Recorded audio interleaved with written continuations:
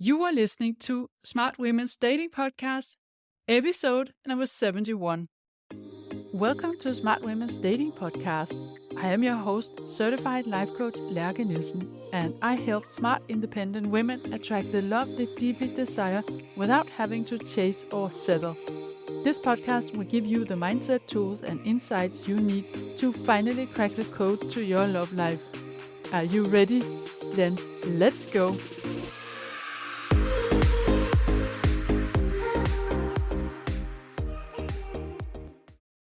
Hey you, welcome back to the podcast.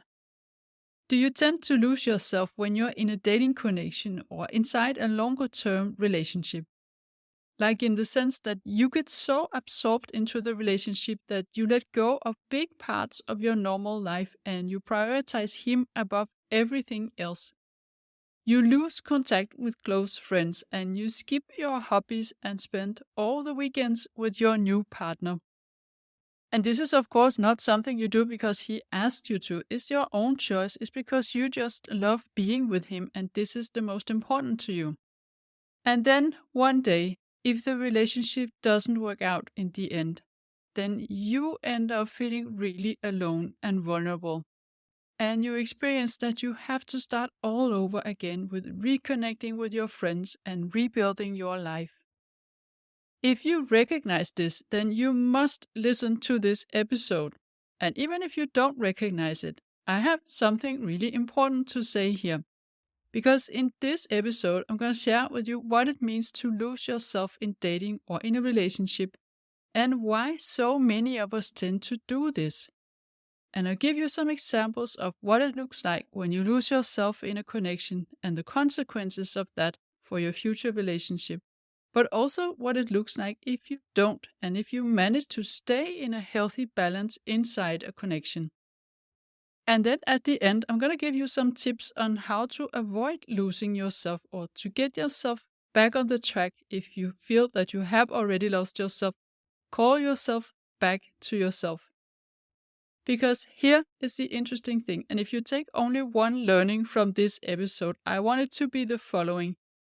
When you lose yourself in a relationship, you lose the relationship. It's the beginning to the end.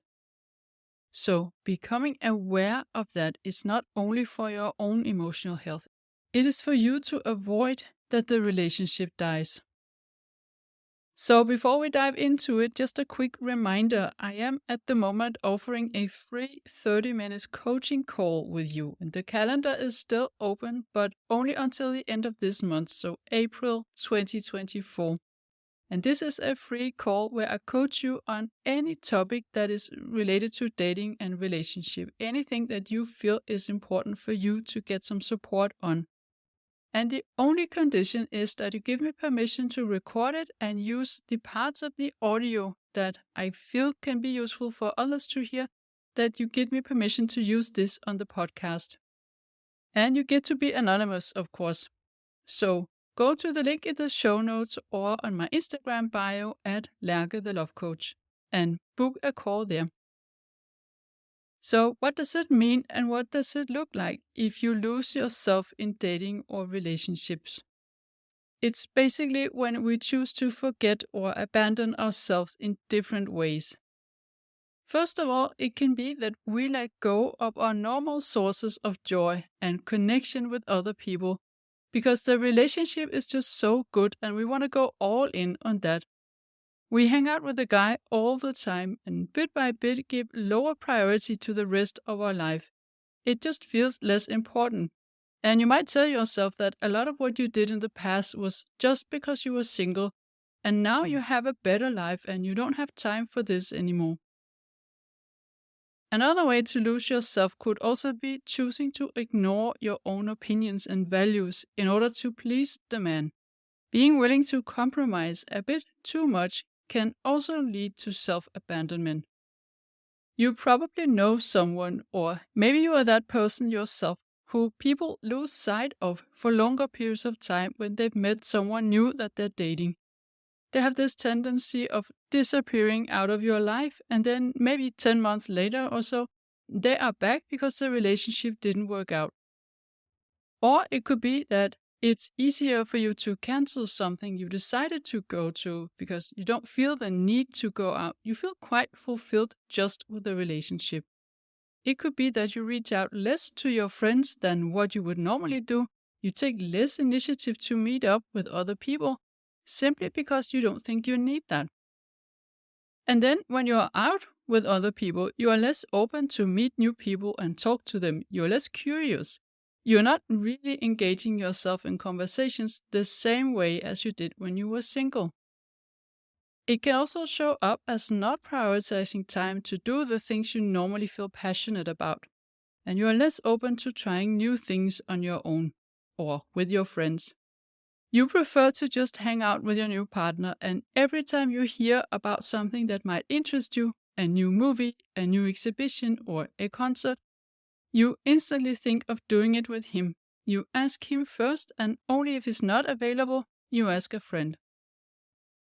And all of this is completely normal in the beginning when you meet someone and you're very excited about this person and you want to get to know him and you want to spend time with him. And of course, you should be allowed to do all this, but just remind yourself to pace it a little bit. Don't get too invested early on, and don't forget all about the rest of your life. So, what are the consequences of losing yourself in a relationship? When we let go of other sources of joy and other connections and doing things that can grow and develop us, and instead we spend all our time with our new partner, except when we're at work or maybe recharging alone, several different things can happen. At some point, you start to take him for granted. The relationship is no longer something that adds to your life. It has become daily life. It's become the default. And you start to expect things to be the way they've been from the beginning. You start to expect it to be great. And you no longer feel appreciative the same way as you did in the beginning. You might even start to feel a little bit bored with him. And as you don't have any new input yourself, you also become boring yourself.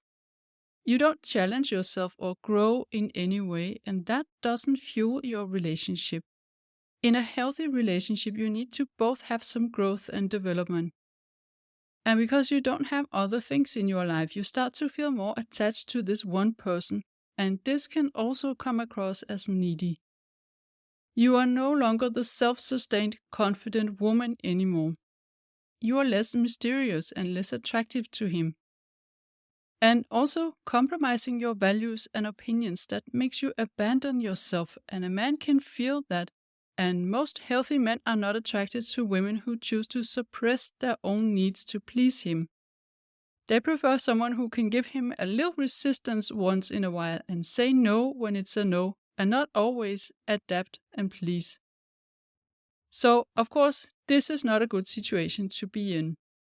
If you don't notice what's happening, you might be in the beginning of the end here, and you wonder what went wrong because you don't think you changed, and you gave him all your time and you compromised a lot for him. And then looking back, you might realize that you lost yourself at some point, and that was the first step in losing the relationship. Now, I just want to put a disclaimer in here. It's not like it's your fault if the relationship dies. We all know that reality is more nuanced than that, so I don't want you to take this as something that is all about you doing something wrong or being wrong in any way. But as we can only control ourselves and not your partner, I always want you to see your own power and what you do have control over, and that is, of course, you. And the goal is, of course, to find some ways to stay true to yourself, some ways that work for you and also benefits your relationship. So, what could it look like when you do not lose yourself in a relationship? What is an example of staying true to yourself, staying connected with yourself, and keep living your best life even when you meet a new partner? What does that look like in real life? So, this could be, for instance, even though you are a happy couple, you still go out separately. You don't always bring him along, and he doesn't bring you along always. You still prioritize your interests and passions, and you don't cancel something because he suggests another activity without knowing your plans. You have friends that you see alone. and you have goals in life that do not include him, you have areas in which you grow and develop, you want to learn new things or challenge yourself in new ways. Like this, you are a person that constantly changes and grows into the next version of yourself. And this is not only very satisfying for yourself, it's also very attractive for him.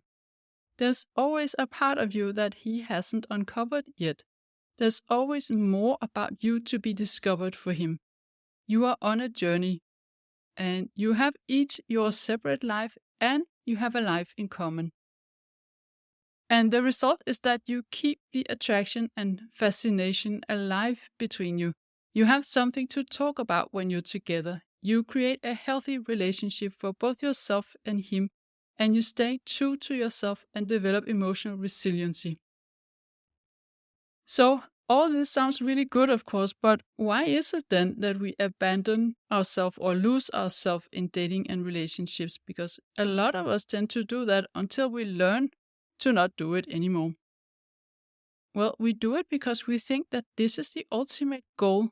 It is to merge with another human being and just be completely absorbed into each other and do everything together, more or less. We think that if we cannot do that, if that doesn't fulfill us, then we are with the wrong person. We think that we are supposed to be able to be happy in this symbiotic connection, which is, of course, completely wrong. It is so much against nature to only have this one other person in your life. But this is what we've learned, and this is what we've been socialized to believe, that living in a couple or in a family, the ideal situation is that we live together, we spend as much time together as possible, and the best person to be with is, of course, your partner. Now, in my opinion, this is one of the reasons why we have such high divorce rates and people are so likely to split up. Because in most of the Western modern societies, we've not understood what it requires to sustain a healthy balance and nurture the attraction and passion in a relationship. That being close and emotionally intimate all the time is not the goal. This does not create long-term happiness. On the contrary, there needs to be a balance between closeness and separation. Closeness creates a feeling of belonging and love and connection, whereas distance creates attraction, newness, curiosity, fascination, and passion, which is just as important for long-term happiness. So, in order for you to stay connected and true to yourself, and in order for you to sustain the attraction between you and your partner, you will want to keep living a separate life next to the common life you also have together. Each of you should have a separate life that you cultivate. The famous psychotherapist and best-selling author Esther Perel, she speaks about this and she calls it the secret garden. This is the place you go by yourself to water your plants and cultivate the life you have outside the relationship, and that makes you more interesting to him. So how do you reconnect with yourself, or how do you avoid losing yourself in the first place? So here I'm going to give you some concrete ideas. First of all, you want to make a list of all the things that light you up outside the relationship, the things that you already do and that you did before you met him. And that could be meeting up with friends and doing your sports or physical exercise, cultivating your hobbies and passions and so on. And then you want to prioritize doing that on a regular basis. Put it on your agenda. Make sure that you prioritize this. Then you want to make a list of new things you want to try, ways you want to challenge yourself to grow, and then decide to go and do that. It doesn't have to be big and ambitious projects. It can just be something you do 1 hour per week. Doesn't really matter, as long as it's something that is new and piques your curiosity and challenges you in a new way. Then you want to decide to meet new people every week. Say yes to going out when people invite you. Be open to speak to people you haven't met before, and that could be whether it's in a social event or by the coffee machine at work. Just be open to meet new people and connect with them. And I want to encourage you to choose to have one goal in your life all the time. It can be a 3-month goal or a longer term goal, but something that you dream of creating for yourself in the future. And finally, you want to also ask yourself, who do you want to be in the relationship?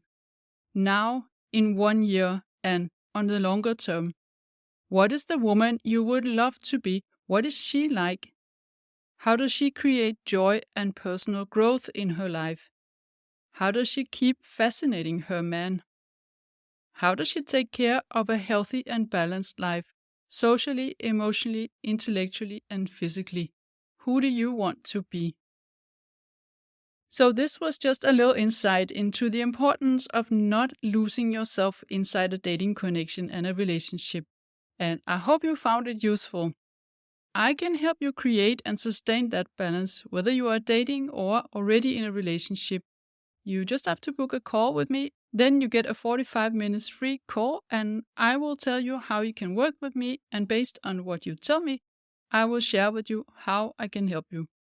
This is not a coaching call, it's a consultation call or a clarity call for women who want to explore the possibilities of hiring a coach. So, book a call and I'll see you there, and I will be back next week. And in the meantime, go out and do what lights you up outside of dating so you have something cool to share with your next date. Thank you for listening all the way to the end. If you like what you're hearing on this podcast and you want to get support from a coach on your love journey, I invite you to book a free consult call with me. You will find the link in the show notes. And also, don't forget to subscribe, and I would love it if you would rate and review this podcast, and then you'll also help other women find it.